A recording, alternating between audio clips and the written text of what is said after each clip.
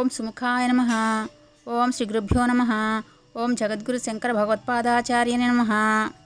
జగద్గురు శంకరాచార్య కృత యోగతారావళి.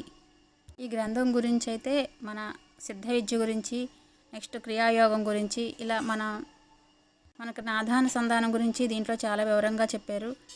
ఇది మన సిద్ధ యోగులకి అందరికీ సాధనలో ముందుకు తీసుకెళ్తానికి ఉపయోగపడుతుందని, గురువుల అనుగ్రహంతో మనమే కురిపిస్తారని ఆశిస్తూ, ఈ గ్రంథం గురించి జీవాత్మ పరమాత్మల ఏకత్వాన్ని అనుభవంలోకి అందించే ఉపాయాలే యోగాలు. వివిధ యోగ విధానాలను సమన్వయపరిచి సరళీకరించి కలియుగ జీవులు సామాన్య స్థాయి నుంచి సాయుధ్య స్థాయి దాకా ఎదిగేందుకు ఆది శంకర భగవత్పూజ్య పాదులు నిర్మించిన సోపానాలే యోగ తారావళి శ్లోకాలు.